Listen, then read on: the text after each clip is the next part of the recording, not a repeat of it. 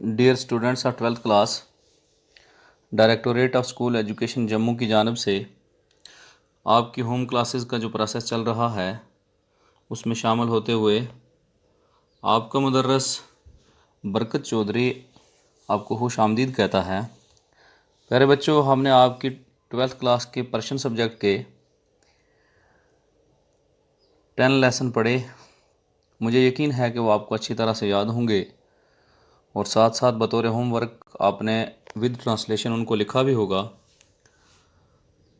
कबल इसके कि आज हम एक नया सबक यानी लेसन नंबर 11 आपकी पर्शियन बुक का शुरू करें, मैं आपको एक बार फिर ये कहता हूँ कि आपको ऐसा माहौल दिया जाएगा कि आप क्लासरूम में बैठे हैं और हम आपके सामने हैं।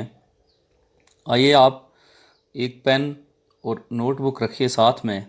जो भी मुश्किल लफ्ज़ या नया लफ्ज़ आएगा आपके इस लेसन में जो इससे पहले आपने फ़ारसी ज़बान में नहीं पढ़ा है, तो उसका मीनिंग आप साथ साथ लिखते जाइए और उससे भी ज़्यादा आप तवज्जो दीजिए।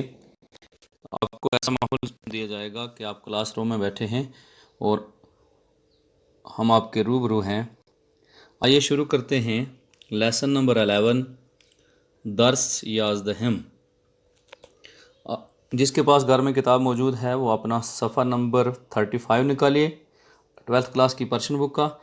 नहीं तो अपनी स्क्रीन पर भी देखिए, ये मोबाइल स्क्रीन पे आ रहा है। लेसन नंबर 11 वाजहा व जुमला वोकेबलरी एंड सेंटेंसेस। पहला लफ्ज़ है आखिर। फ़ारसी ज़बान में इसका इंग्लिश है एंड और उर्दू होगा इख्तिताम या आखिर। इख्तिताम एप्रोप्रिएट वर्ड है इसके लिए। वस्त, दूसरा लफ्ज़ है वस्त। इसका इंग्लिश में लिखा है मिडल और उर्दू में दरमियान। नेक्स्ट वर्ड है तातील। तातील का मतलब है, तातील लफ्ज़ का छुट्टी, हॉलीडे कहते हैं इंग्लिश में। नेक्स्ट है खनक। तो खनक हो गया कूल या सर्द। उर्दू में सर्द कहते हैं, फ़ारसी में खनक और इंग्लिश में कूल। नेक्स्ट वर्ड है गर्मा। तो गर्मा हीट यानी गर्मी, मौसम गर्मा को गर्मा कहते हैं या गर्मी को भी गर्मा कहते हैं।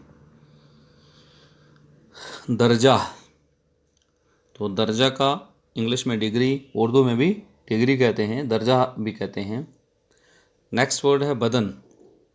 तो बदन फ़ारसी ज़बान का लफ्ज़ है, उर्दू में भी इस्तेमाल होता है बाज़ औक़ात। तो जिस्म कहते हैं उर्दू में, बॉडी इंग्लिश में।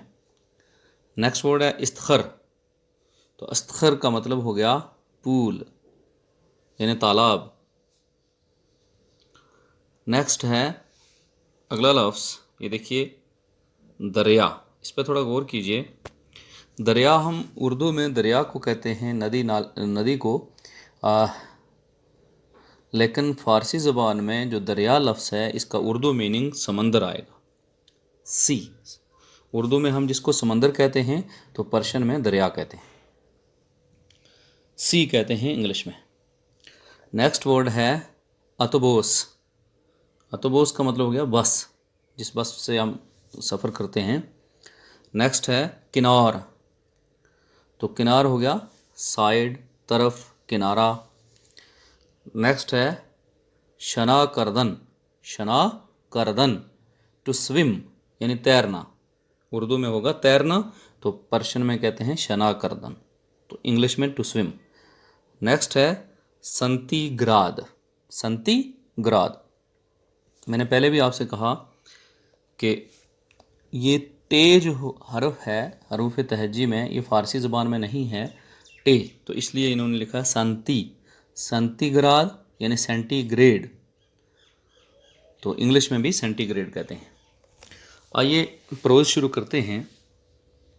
तो जो दीजिए इस कहानी की तरफ। ताबिस्तान दुवबीन फसल साल अस्त। एक बार मैं पढ़ूंगा ताकि आपको तलफ़्फ़ुज़ की अदायगी में दिक्कत ना आए, तो आप देखिए, उसके बाद ट्रांसलेशन करते हैं जो इस पेज पे है 35 पे।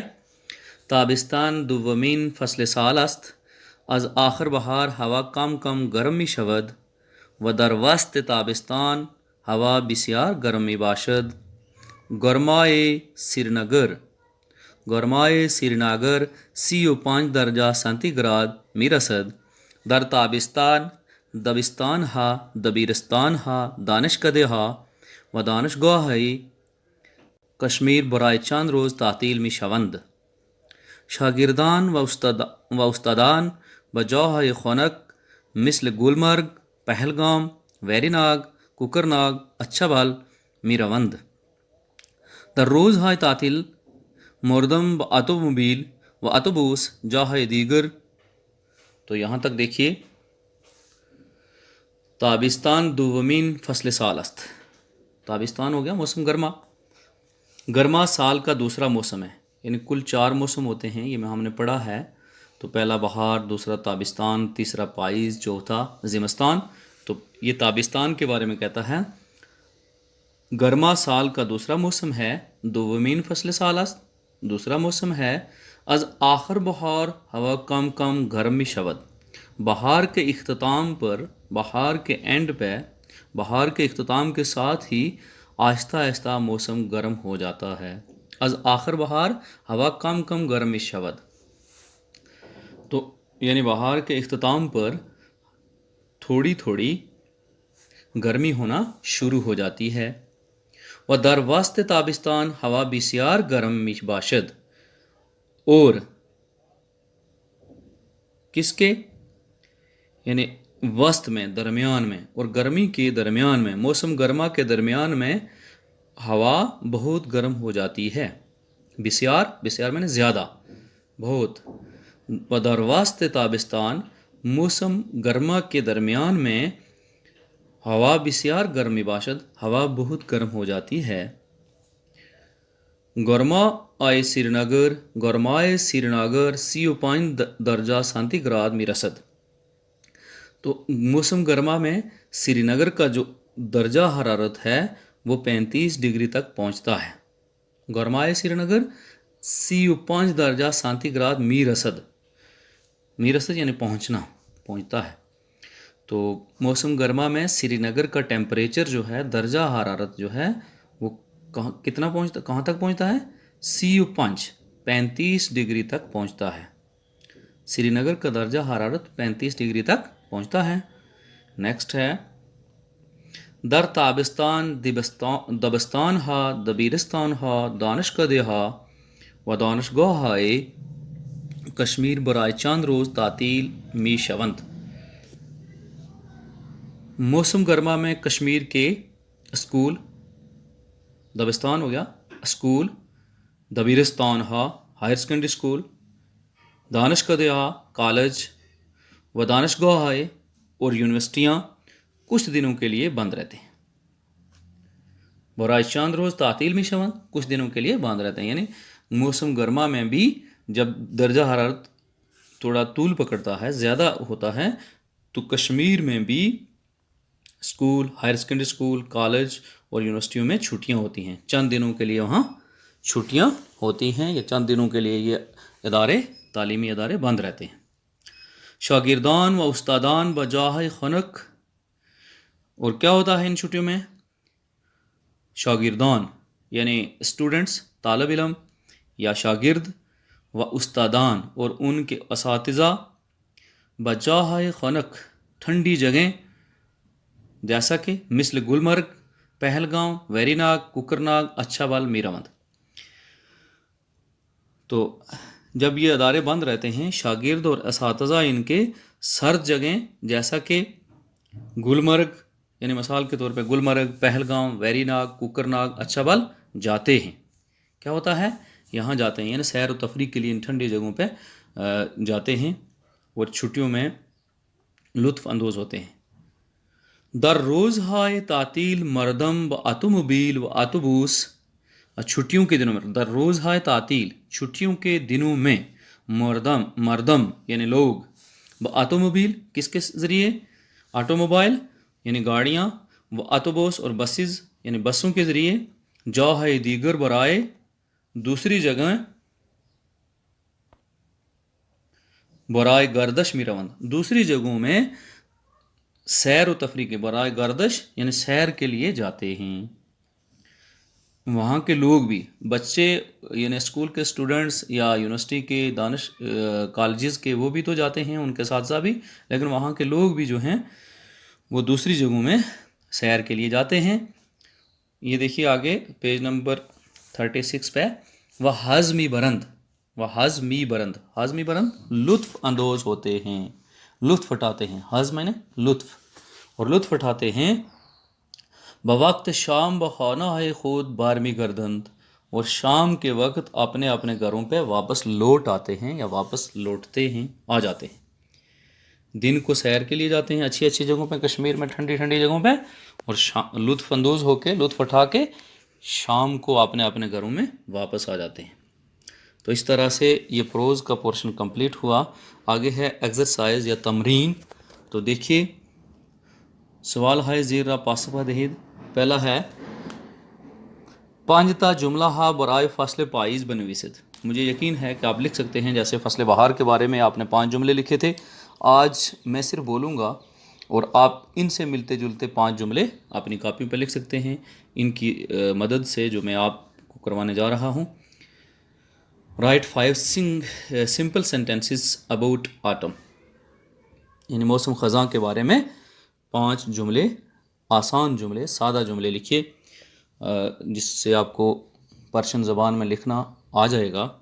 تو پہلا آپ یہ کہہ سکتے ہیں، نمبر 1، فصل پائیز سے ہمادارت، یعنی ہر موسم میں 4 مہینے، ہر فصل میں، فصل موسم کو کہا ہے، 4 موسم ہوتے ہیں، 4 موسموں میں سے ہر موسم میں 3 مہینے ہوتے ہیں۔ تو جیسے بہار کے 3 ہوتے ہیں، خزاں کے 3 ہیں، اسی طرح سے موسم گرما کے 3، سرما کے، ٹوٹل 12 مہینے سال کے۔ تو اسی طرح سے آپ یہ لکھ سکتے ہیں، پہلا جملہ فصل پائیز سے مادارت، فصل پائیز سے مادارت۔ دوسرا جملہ آپ لکھ سکتے ہیں، فصل پائیز سومین فصل سال است۔ سومین یہ ہم نے پچھلے لیسن میں پڑھا تھا، سومین یعنی تیسری، بہار، یہ خزاں کا موسم تیسرا، سال کا تیسرا موسم ہے۔ پہلا بہار ہو گیا، دوسرا گرما، اور تیسرا خزاں۔ فصل پائیز سومین فصل سال است، یہ لکھ سکتے ہیں آپ۔ اس کے علاوہ نیکسٹ آپ لکھیے تیسرا جملہ، در فصل پائیز باغبان میوہ ہارا می چینند، در فصل پائیز باغبان میوہ ہارا می چینند، خزاں کے موسم میں مالی جو ہیں وہ باغ میں سے میوے چنتے ہیں۔ نیکسٹ ہے، در فصل پائیز میوہ ہا پختہ می شوند، یہ بھی لکھ سکتے ہیں آپ، ایک بار پھر سن لیجئے، در فصل پائیز میوہ ہا پختہ می شوند،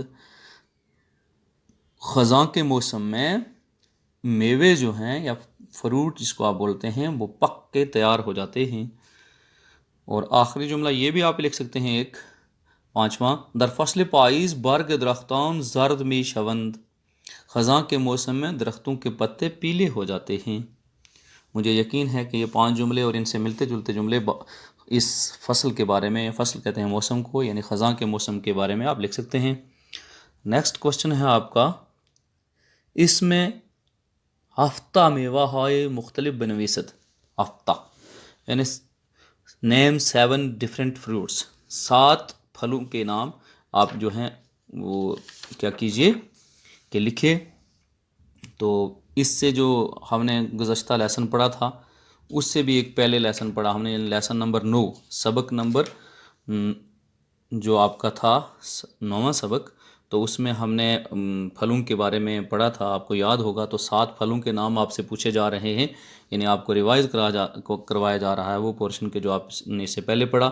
تو مجھے یقین ہے کہ آپ خود بھی لکھ لیں گے، لیکن مثال کے طور پہ میں آپ کو بولتا ہوں، جیسے ایک فروٹ ہے سیب، سیب کہتے ہیں فارسی میں، تو سیب کہتے ہیں اردو میں، سیب۔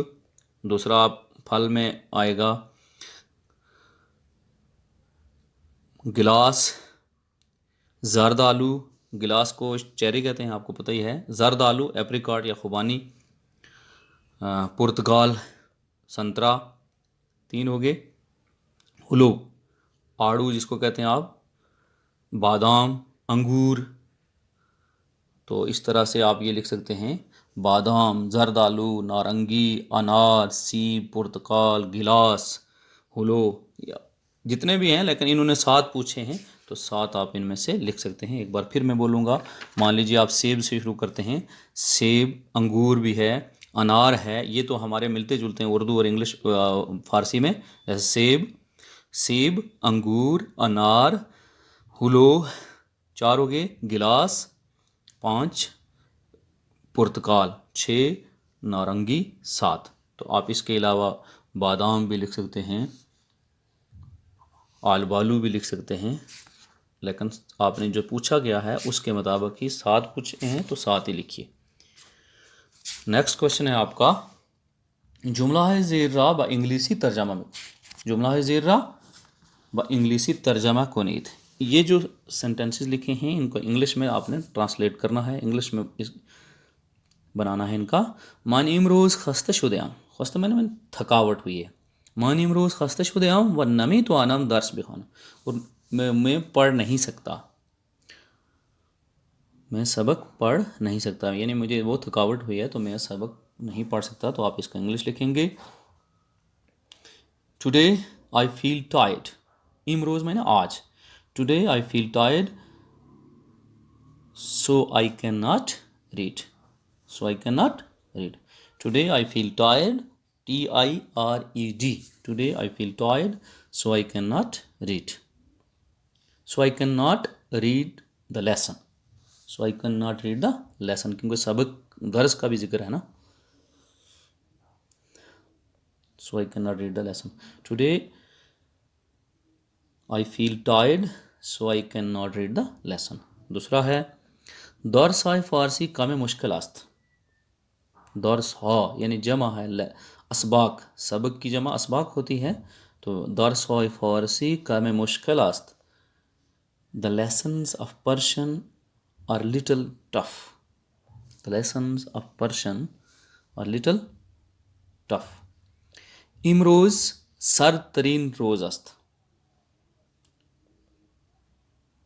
آج سرد ترین دن ہے، today is the coldest day, today is the coldest day. Next ہے، گیو می ون پیج، یہ نیکسٹ ہے، یک ورق کاغذ بمن بدہد، یک ورق کاغذ بمن بدہد، تو give me a page of paper, give me one page of paper نہیں لکھنا، آپ آسان لکھ سکتے ہیں، give me a page of paper. دیروز حالم خوب نہ بود، گزرے ہوئے کل میری طبیعت ٹھیک نہیں تھی، و با کلاس فارسی نہیں آمدم، yesterday I was not feeling well and I did not come to the Persian class, yesterday I was not feeling well and I did not come to the Persian class, اس لیے میں نے Persian کی class attend نہیں کی۔ Next question ہے، جائے خالی را بواجہ ہے مناسب پر کنید، نیچے جو خالی جگہ ہیں ان کو اپروپریٹ یعنی مناسب الفاظ کے ساتھ پور کیجئے۔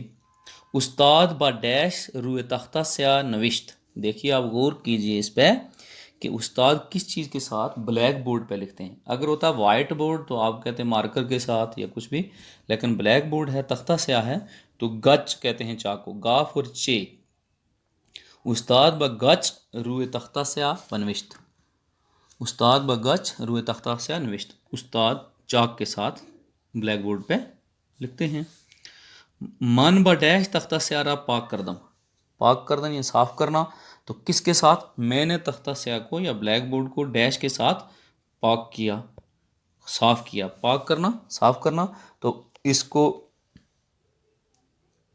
پرشین میں کہتے ہیں پاک کن یعنی ڈسٹر، اردو میں انگلش میں بھی کہتے ہیں، تو من با پاک کن تختہ سیاہ را پاک کردم، یہ آپ نے پڑھا ہے اس سے پہلے بھی کہ پاک کن کہتے ہیں ڈسٹر کو۔